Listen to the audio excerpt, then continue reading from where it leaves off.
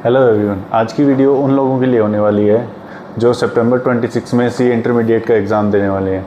आज मैं आप लोगों के लिए एक ऐसी वीडियो लेके आया हूँ जिसमें मैं आप लोगों को बताऊंगा कि जैसे जो हमारा टैक्स का एग्ज़ाम है, जो सी इंटरमीडिएट कोर्स का थर्ड एग्ज़ाम होता है, उसमें बहुत से बच्चों को ये ऐसे डाउट रहता है भी हम पास कैसे होंगे, हमें तो टैक्स इतना आता है नहीं, टैक्स सबसे मुश्किल एग्ज़ाम होता है, तो हम क्या करें कि हम टैक्स का एग्ज़ाम फर्स्ट अटैम्प्ट में क्लियर कर दें।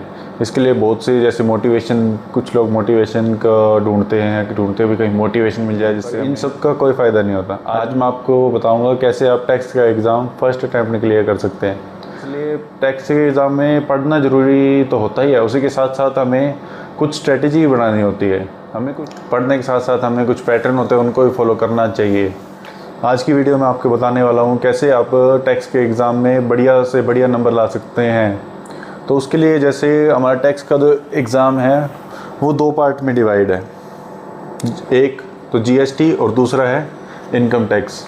तो बहुत से टीचर को आपने देखा होगा, वो जब भी आपको कुछ बताते हैं भी टैक्स के एग्ज़ाम कैसे सिंपल है, कैसे क्लियर करें, तो आपको बोलते हैं भी हमें सबसे पहले जीएसटी को अटैम्प्ट करना चाहिए, ताकि जीएसटी होती है जो इनकम टैक्स के कंपैरिजन में बहुत तो नहीं कह सकते पर कुछ हद तक आसान होती है, जिससे हम क्या नाम ज़्यादा से ज़्यादा मार्क्स गेन कर सकते हैं। तो मेरी भी इस केस में मेरी एडवाइस यही रहेगी कि आप जीएसटी को ही पहले अटैम्प्ट करें। जैसे हम इनकम टैक्स का पेपर अटैम्प्ट करना चालू करते हैं उस टाइम हमें बहुत सी चीज़ें दिमाग में रखनी होती है, भी कौन सा एक्सपेंसेस हमें अलाउड है, कौन सा एक्सपेंसेस डिसअलाउड है, कौन सी डिडक्शन हमें चाहिए, कौन सी डिडक्शन हम नहीं ले सकते, डिफ़ॉल्ट टैक्स रिजीम लेंगे, कौन सी डिडक्शन डिफ़ॉल्ट टैक्स रिजीम में है, कौन सी डिफ़ॉल्ट टैक्स रिजीम में नहीं है, और हर इंडिविजुअल की है जिसका हमें टैक्स निकाला उसको हर चीज़ों का ध्यान रखना पड़ता है। तो इसलिए टैक्स के एग्ज़ाम को बाद जीएसटी कंपैरिजन में बाद में ही किया जाए तो ज़्यादा बेहतर रहता है।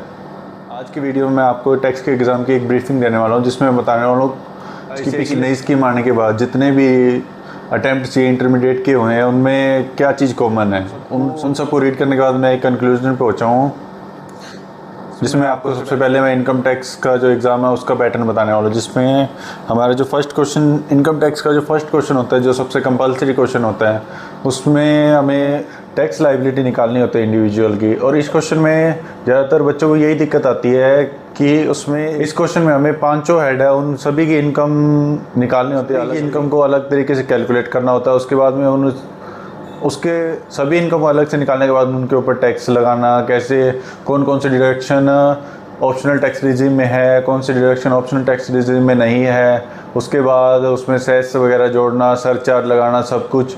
इसके बाद चीज़ें इस फर्स्ट क्वेश्चन को बहुत ज़्यादा मुश्किल बनाती है। तो मेरी प्रेफरेंस यही रहेगी कि आप ये जो फर्स्ट क्वेश्चन है इसको सबसे लास्ट में अटैम्प्ट करें।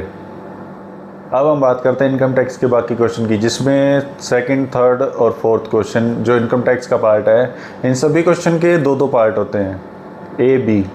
जो कि हमारा सेकंड क्वेश्चन है, जिसका फर्स्ट ए पार्ट होता है, उसमें मोस्ट ऑफ द टाइम हमसे यही रेजिडेंशियल स्टेटस के बारे में पूछा जाता है, जिसमें हमें इंसान का इंडिविजुअल का रेजिडेंशियल स्टेटस बताना होता है और उसकी इनकम क्या है वो उसके बारे में मोस्टली पूछा जाता है। और इस सेकंड क्वेश्चन का होता है उसमें टीडीएस कैलकुलेट करना, टीडीएस, टीसीएस, ये वगैरह कैलकुलेट करना पड़ता है। जो थर्ड और फोर्थ क्वेश्चन है, ये मोस्ट ऑफ द टाइम ये क्वेश्चन बिल्कुल सेम होते हैं।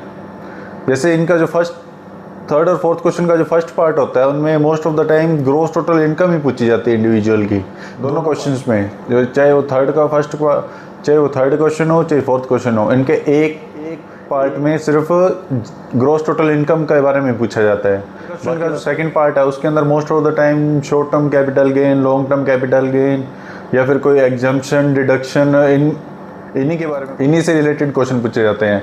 और बाद में बात करते हैं हम फोर्थ क्वेश्चन के बी पार्ट की, जिसके अंदर most of the time return के क्वेश्चन आते हैं या कोई थ्योरी क्वेश्चन आ जाते हैं पूरे इनकम टैक्स में से। इनका कुछ फिक्स सिस्टम नहीं होता, पर इतना कंफर्म है अभी जो रिटर्न का क्वेश्चन है वो फोर्थ क्वेश्चन के बी पार्ट में होगा, और कुछ थ्योरी क्वेश्चन होगी वो ही फोर्थ क्वेश्चन के बी पार्ट में पूछी जाएगी। बात करते हैं हमारे सब्जेक्ट जीएसटी, जो कि इस पेपर का सेकंड पार्ट है।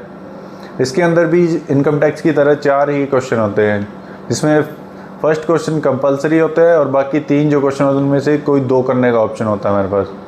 तो हम बात करते हैं जीएसटी के फर्स्ट क्वेश्चन की।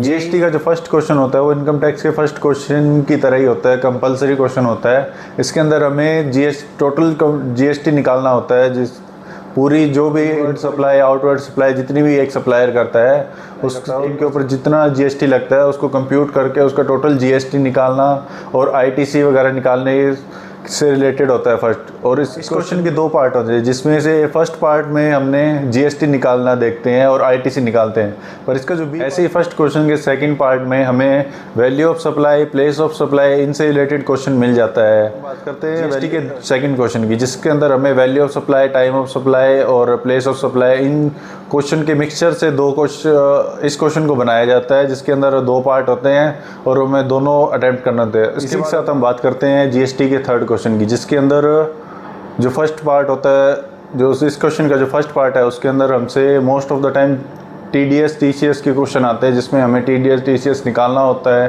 और इसके रिटर्न से रिलेटेड क्वेश्चन आते हैं। जिसमें इस क्वेश्चन का जो सेकंड पार्ट है और हमारे टैक्स के एग्ज़ाम का जो लास्ट क्वेश्चन है, ये most of the time theory के क्वेश्चन आते हैं, जिसमें हमारे जीएसटी के बचे कुछ चैप्टर जैसे कि introduction of GST, exemption, E way bill और डेबिट नोट, क्रेडिट नोट, इनसे रिलेटेड थ्योरी के क्वेश्चन आते हैं।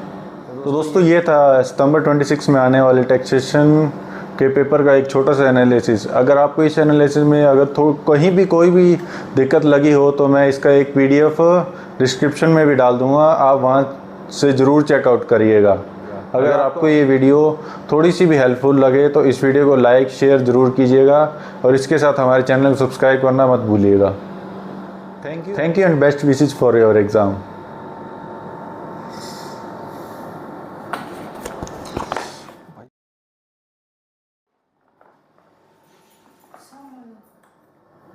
This